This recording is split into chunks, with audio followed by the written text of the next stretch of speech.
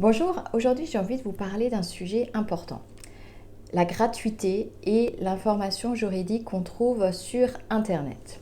Alors bien sûr, il y a plein d'informations juridiques qu'on trouve sur Internet, que ce soit via des sites, des blogs, des forums, des vidéos YouTube, dans des livres. Pour ma part, je conseille de toujours vérifier la source de l'information.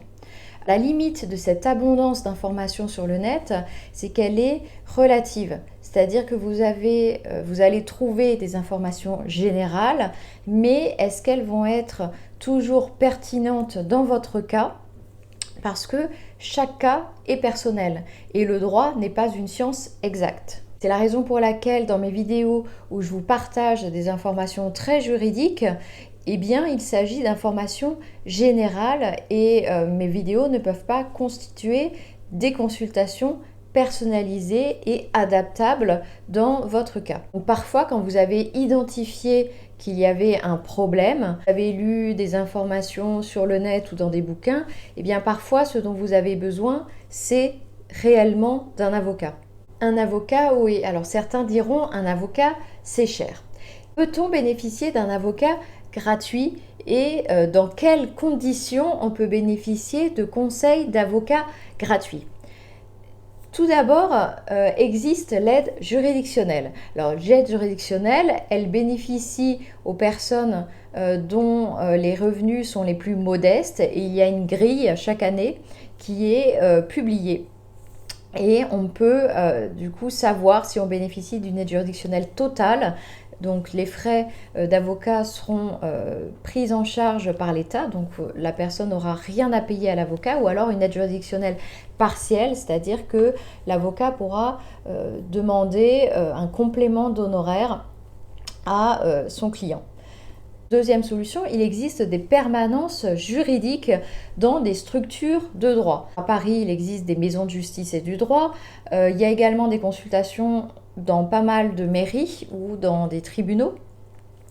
Eh bien, ces consultations vous permettent de consulter un avocat et de bénéficier d'un premier avis professionnel, en tout cas qui sera adapté à votre situation. Si vous ne connaissez absolument aucun avocat, il vaut mieux aller consulter un avocat dans ce cadre-là, dans le cadre de ces permanences, que de commencer à fouiller sur le net. Vous savez, c'est comme quand on est malade et qu'on commence à consulter le site Doctissimo, eh bien, on se trouve toutes les maladies du monde. Troisième solution, vous bénéficiez peut-être d'une protection juridique. Donc, soit elle prend en charge une consultation ou alors une procédure, ça c'est à voir selon votre couverture et votre garantie. Quatrième solution, vous allez consulter un avocat. La consultation d'avocat, elle peut prendre différentes formes. Ça peut être un rendez-vous téléphonique, un rendez-vous Skype, un rendez-vous physique en cabinet ou alors une consultation écrite via mail.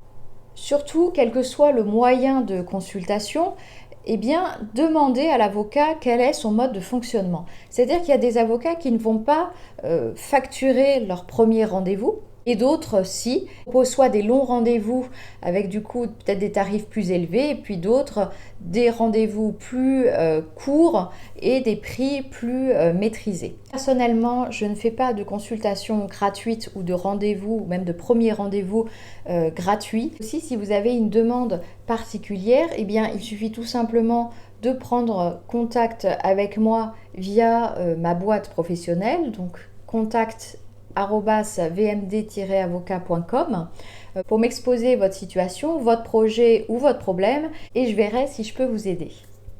Pourquoi je ne donne pas de consultation gratuite ou de premier rendez-vous gratuit?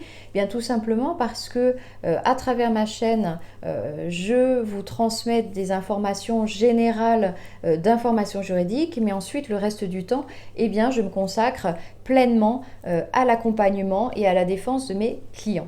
Alors, j'espère que cette vidéo aura pu répondre à certaines de vos questions et si vous avez besoin d'aide, eh bien, vous savez comment me contacter. Au revoir!